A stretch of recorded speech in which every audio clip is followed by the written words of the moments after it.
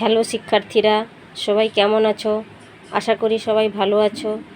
আজকে একটি নতুন ভিডিও নিয়ে হাজির হয়েছি।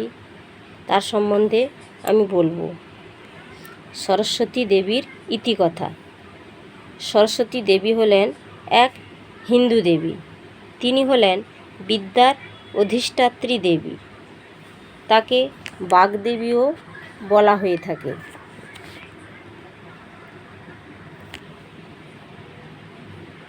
তিনি সৃজনশীলতা ও সঙ্গীতের প্রতিনিধিত্ব করেন, তাই তাকে শিল্পকলার দেবী, সঙ্গীতের দেবী বলা হয়। আবার তিনি জ্ঞান প্রদান করেন, বিদ্যা দান করেন, ভক্তদের আশীর্বাদ দেন, শিক্ষার্থীদের ইচ্ছা পূরণ করেন, ইত্যাদিভাবে তিনি সাহায্য করে থাকেন। সরস্বতী দেবীর বীজমন্ত্র কী এবং তার সরলার্থ, আর সরস্বতীর স্তোত্র পাঠ করব এবং তার সরলার্থ জানব। তার আগে স্তোত্র বলতে কি সে সম্বন্ধে আলোচনা করব। স্তোত্র বলতে কি বোঝায়? স্তোত্রের অর্থ হলো প্রশংসার অর্থ। এটি হলো এক ধরনের স্তব। আবার স্তোত্রকে গানও বলা যায়। কোনো দেবদেবীর উদ্দেশ্যে বা কোনো দেবতার উদ্দেশ্যে তাদের মহিমা কীর্তন করা হয় এই স্তোত্রের মাধ্যমে। তাদের প্রার্থনাও করা হয় স্তোত্রের মাধ্যমে। স্তোত্র হলো শ্লোকের একটি সংগ্রহ। শ্লোক হলো পদের ধারাবাহিক অর্থাৎ পরপর লাইনের জোড়া। এভাবে শ্লোকের মাধ্যমে দেবতাদের স্তব বা প্রার্থনা করা হয়। দেবদেবীদের বন্দনা গানও করা হয়। এই স্তোত্র পদ্যের আকারে কিংবা গদ্যের আকারেও লেখা থাকে।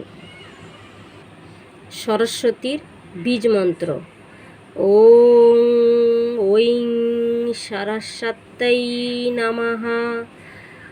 ওং ঐং সরস্বত্যৈ নমঃ। এর সরলার্থ: দেবী সরস্বতী, তুমি সর্বজ্ঞ, ভক্তবাঞ্ছা পূর্ণকারী, জ্ঞানদাত্রী, স্মৃতিশক্তি বৃদ্ধিকারিণী দেবী তুমি, তাই তোমাকে প্রণাম জানাই। এই বীজমন্ত্রের মাধ্যমে দেবীকে আহ্বান করা হয়। এটি একটি শক্তিশালী মন্ত্র। এরপর সরস্বতীর স্তোত্র পাঠ করে শোনাচ্ছি।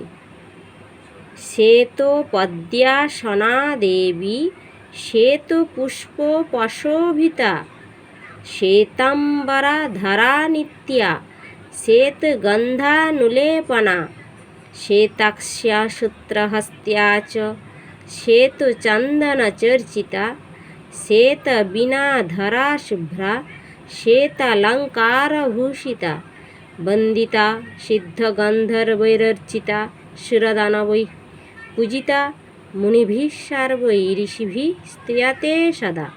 स्तोत्रेणानेन तां देवीं जगद्धात्रीं सरस्वतीं ये स्मरन्ति त्रिसन्ध्यायां सर्वां विद्यां लभन्ते ते। श्वेतपद्मासना देवी, श्वेतपुष्पपशोभिता, श्वेताम्बराधरा नित्या, श्वेतगन्धानुलेपना, श्वेताक्ष्या सूत्रहस्त्या च, श्वेतचन्दनचर्चिता, श्वेतवीणाधरा शुभ्रा, श्वेतालङ्कारभूषिता, वन्दिता सिद्धगन्धर्वैरर्चिता, सुरदानवैः पूजिता, मुनिभिः सर्वैः ऋषिभिः स्तूयते सदा। स्तोत्रेणानेन तां देवीं जगद्धात्रीं सरस्वतीं ये स्मरन्ति त्रिसन्ध्यायां सर्वां विद्यां लभन्ते ते। সরস্বতী স্তোত্রের বাংলা অনুবাদ। দেবী সরস্বতী সাদা পদ্মের আসনে বসে আছেন। সাদা ফুলে সুশোভিত। চিরন্তন সাদা বস্ত্র ধারণ করতে পছন্দ করেন। তার চারিদিক সাদা চন্দনের শুভ্র গন্ধ অনুলিপ্ত অর্থাৎ মাখানো। দেবীর তাই চারপাশে সুবাস ছড়িয়ে আছে। দেবী সরস্বতীর হাতে সুতোযুক্ত পদ্মবীজ কিংবা রুদ্রাক্ষের মালা রয়েছে এবং তার কপালে সাদা চন্দন মাখানো এক হাতে বীণা নামক এক বাদ্যযন্ত্র আছে। দেবীর সমস্ত শরীর সাদা রঙের অলঙ্কার দিয়ে সুসজ্জিত।